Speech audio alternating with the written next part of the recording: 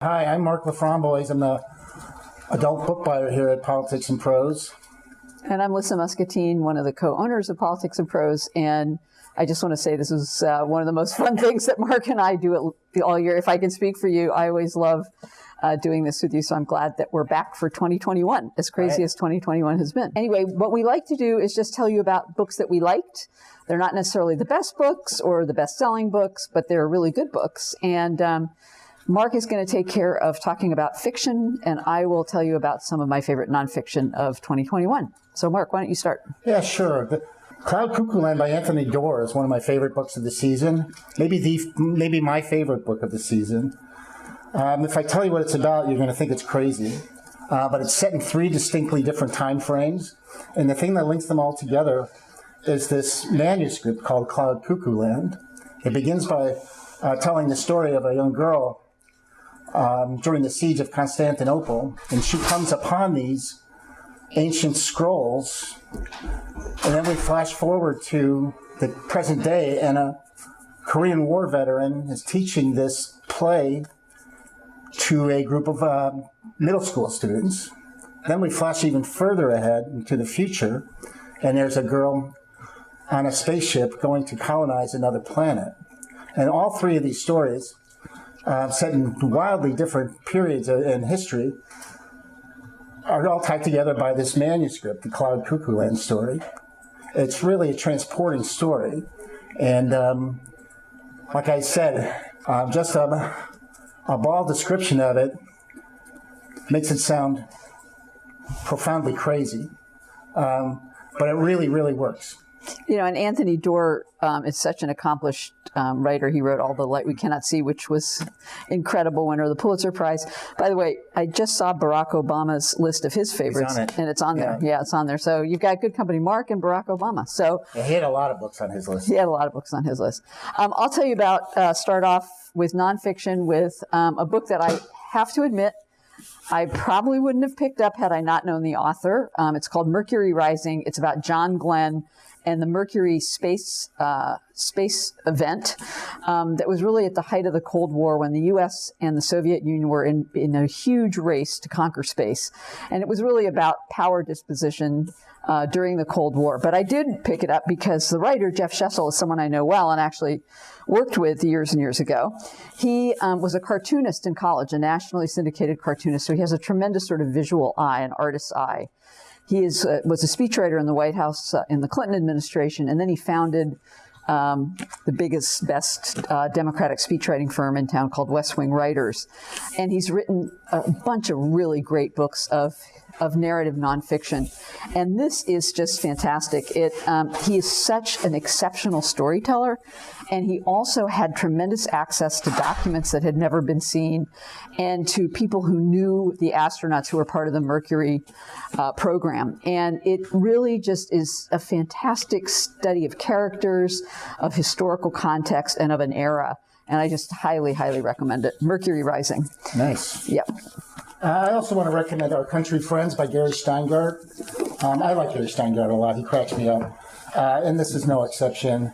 It's really of the moment. It's about a group of New Yorkers who've gone upstate and are kind of enclave in the estate of a Russian writer trying to escape from COVID. So he's really taking this whole notion of isolation and really gone and played with it. And it's really a character study. The interactions between these 6 people, the man and his wife who own the estate. He's a writer of sorts. One of his students also comes to live with them, and also an actor who is known in the book as the actor. I don't think he ever has a name. And he is there because the writer is writing a screenplay, and he's trying to sell it to the studio with the help of this actor. So as you can guess, things go crazy, and it's just a really fun book of manners, oftentimes hilarious. Yeah, and Gary Shteyngart really is hilarious. I mean, he's just so clever and funny. Less funny, but really good book is Lady Bird Johnson, which is a biography of Mrs. Johnson. It's called Lady Bird Johnson, Hiding in Plain Sight by Julia Sweig, who actually has written more about foreign affairs than domestic stuff, I wanted to read it because I am fascinated by the stories of women who are trying to stretch the boundaries of the very conventional roles that they're put in. And it turns out that Mrs. Johnson did a lot more of that than she ever got credit for that we know. And so this book is a really wonderful testament to her, the way she exercised power in the shadow of a formidable, powerful husband and president, and how devoted she was actually to his success, but how she was also essential and instrumental in his success in ways that we don't know. And Julia Zweig's a very good writer. She's put together a lot of information, and she also had access to a lot of diaries and other written words of Mrs. Johnson that had not really been used for historical purposes yet. So I highly recommend it if you're interested in that kind of book. Cool. I always read Dana Spiotta when she has a new book out, and she's just one of the smartest writers that I know. Her new book, Wayward, it's about a woman in Syracuse. Dana Spiotta teaches at Syracuse. About a woman in Syracuse who decides to change her life. She wants to not be a wife anymore, doesn't want to really be a mother anymore. She just wants to rehab this old house that she finds in a kind of a bad neighborhood in Syracuse. And so it's kind of about a woman reimagining what her life can be. But also, I think by the time we get towards the end, we realize that you can't run away from your life. And she's just really smart, which is what I really like about her. And you're really good. You have a very, very vivid sense of place. And it's a relationship. She has one daughter, and she gets into a very difficult relationship too. I don't know what I can say to do this book justice, but it was just a fine, fine novel, as all her books are, really. If you haven't checked out Dana Spiotta, definitely encourage you to do so. Yeah, great recommendation, Mark. Just saying that you don't know what more to say is a recommendation in itself, because he reads about a zillion books a year, I think, more than anybody at the store. So if he says it's good, it's really going to be good. I wanted to talk about another work of nonfiction, again by a journalist, Gayle Tzemach Lemmon. It's called The Daughters of Kobani. This is an incredible story. It's the story of a group of young women who grow up in Syria and who form, in effect, their own military unit. They become commanders of their own units of opposition to the Syrian authorities, and they take on ISIS. And they are incredibly successful militarily as this group of young women. They command respect from the men underneath them. They are successful, they're tactical, they're strategic, and they're obviously incredibly courageous and brave. It's an extraordinary story. And the author really embedded herself with them in Syria, at some risk to herself, obviously. And she tells this story remarkably. It's really inspirational and so unknown. I mean, people just don't know that this ever happened, or that it could even possibly imaginably happen. So I love the book. Jonathan Franzen is a very divisive figure.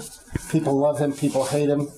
I really like this new book. It's the first of an announced trilogy. It's called Crossroads. And Crossroads, the title comes from a youth group that's run by one of the main characters, who is a pastor at the small church in suburban Chicago. Having grown up in Chicago in the 70s, I felt right at home in this book. Mm-hmm. I felt right, and in fact, I even figured out that I was probably the same age as the youngest family member in the story. So it's the backdrop is the Vietnam War. Really, at the core of the book, though, is this pastor's weakness for one of his parishioners. Oops. That's what gets him into all kinds of trouble, is him going where he really shouldn't have gone, and that really haunts his whole life, really. Sort of like a morality tale or something? It very much is a morality tale. And nobody writes families better than Franzen, I don't think. This to capture the family dynamic, he does it extremely well. And I think this was also on Barack Obama's top list, wasn't it? Me and Barack. Yeah, you guys are on a roll together. Yeah. Okay, this next book that I'd like to recommend is called Say It Loud by Randy Kennedy. He is a professor at Harvard Law School, one of the nation's leading black public intellectuals over the last 30 years.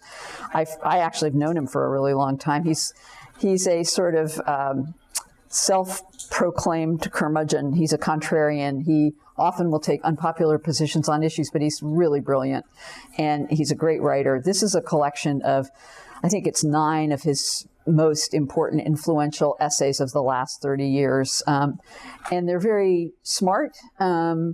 They're full of common sense. They're filled with historical context, and they're also filled with his sort of funny, witty, contrarian personality. And I think they just touch on subjects that are so relevant and so hard to kind of get a handle on, that are very nuanced and hard issues that are controversial. And he really attacks them with a kind of clarity and sense of reason that I think is very helpful as we all try to think through these things sometimes. Anyway, great book. Say It Loud. Say It Loud, of course, comes from the 1960s mantra, say it loud, I'm black and I'm proud, which I'm not sure everybody these days knows if they weren't around then, but that's where the title comes from. I was around then. Yep, we were around then. Sally Rooney's Beautiful World, Where Are You? Is probably her best book to date. If you've read her other 2 and loved them, you're really definitely going to love this. At the center of it is a novelist, a young woman who is taking up residence in a little town by the ocean. She's given a house from somebody to go do some work in. And while she's there, she has a love affair with one of the locals.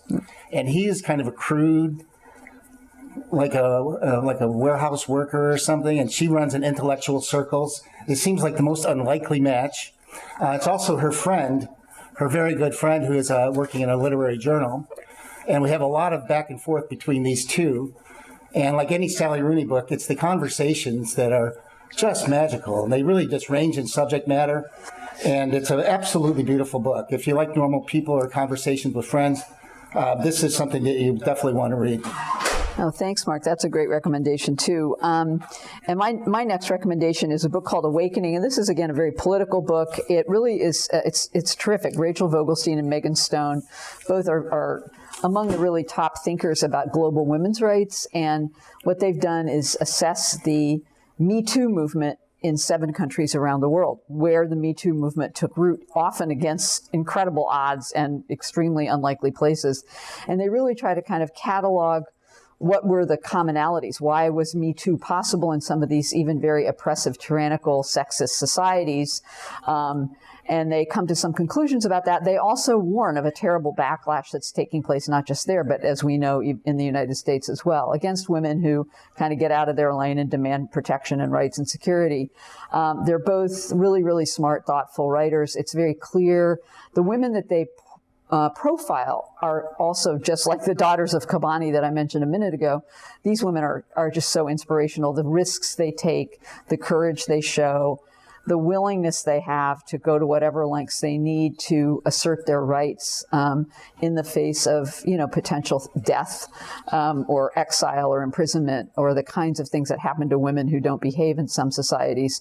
So it's another one of these inspiring books, and it's very, it's global in its perspective. So, Awakening by Rachel Vogelstein and Meighan Stone. Great. I didn't bring it with me, but I can definitely recommend Louise Erdrich's new book, The Sentence. Yes, me too. Great fun. It's about a bookseller, and she gets out of prison, and the first thing she does is apply to work at Louise Erdrich's Minneapolis bookstore, Birch Park Books. And while she's there, one of her most insistent customers dies, and her spirit haunts the bookstore. And what was her name again? Snooky? Tookie. Yeah, but she's Tookie. But she's a terrific bookseller.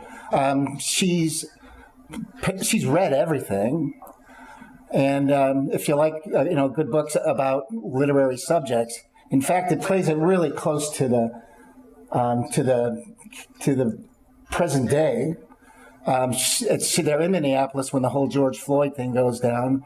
COVID happens during the book. In fact, she's doing a reading at Politics and Prose when she realizes she has to go back to Minneapolis because of COVID restrictions. Yeah. But she does compliment the store by saying how intelligent our customers are. She does. I think the thing about that book, and I'm not into magical realism. I'm not big on ghosts and stuff like that. But this book is she's just such a original, fresh writer. I mean, not fresh. She's been doing it for a long time. She's won a Pulitzer Prize, but she's an incredible writer. She captures voices so well. But I really think, because she ties in George Floyd and Philando Castile and things that happened in Minneapolis, along with COVID and her own background, that the book really becomes about this personal ghost of hers that is stalking her in the bookstore, this dead customer. But it's also really about the ghosts of the past and the ghosts of the present. I think the pandemic and police brutality become these themes of almost ghostliness in our society today that she delves into. I don't think it's her most important book, but I think it's one of the most fun books I've ever read by her. Yeah, it's pretty amazing. She really plays it with a fair amount of whimsy, really, too. She does. She mentions a lot of authors and books in it also. And in the end, there are lists of books for different kinds of reading experiences. Right. No, it's a really terrific book, as not surprisingly from Louise Erdrich. The last book I wanted to mention, again, I think this book should really be read by a lot of people. It's by Dr. Leana Wen, who many of you have probably seen on CNN as the medical analyst on COVID, who is always incredibly clear and concise and persuasive and really doesn't mess around with what she's saying and thinking, not afraid to challenge authorities and others. But it's called Lifelines, A Doctor's Journey in the Fight for Public Health. And it's this incredible memoir about how she arrived in this country at 8 years old from China, not speaking a word of English. And her parents raised her here in very poor circumstances, and how she came to rely on the public health system. She was kind of a genius, so she not only learned English, she got into college when she was 11 or 12. She graduated and went to medical school when she was, I think, 18. And she's had all these incredible achievements in her career. She was the Baltimore City Health Commissioner, among other things. But this is not only a phenomenally interesting, captivating personal story, it also is a very much needed testimonial to the importance of our public health system and the need to invest in it, and why it matters to so many people who don't have access to health care. So Lifelines by Dr. Leana Wen. Do you know her too? I do know her too, actually. I do know her too, yeah. Well, she's great. Yeah. Anyway, thanks, Mark. This was fun, as always. This was a good year for books, and whether that's because so much of last year really never got off the ground, maybe. I don't know, but there's some just really, really major books out this season. We didn't even get to talk about mysteries. There was a new Jane Harper, a new Alice Feeney, a new Lucy Foley. Those are my favorites. There were great memoirs, too. Right. Tremendous memoirs. Crying in H Mart is another great memoir. Brandi Carlile's memoir. Again, I wasn't going to read it until I heard that it was really good. It's just really, really good. And I'm sure I'm blanking on some others. Annie Leibovitz book? Yep. Yeah. No, it's a great season. It's Empire of Pain, which is the classic story of the Sackler family by Patrick Haddon Reif, which I think, is possibly going to be headed to a lot of prizes. Incredible book. That was on Obama's list. Yeah. So we don't, we could go on for hours here, but at least this gives you some indication of some of the books that Mark and I respectively really enjoyed this year, and some both of us enjoyed. So great. Thanks, Mark. Happy holidays. Thanks to all of you. Happy holidays to all of you. And we hope you'll come in and find these titles and any others that look interesting to you, because there's a lot to pick from. So we'll hope to see you here at P&P. Happy holidays.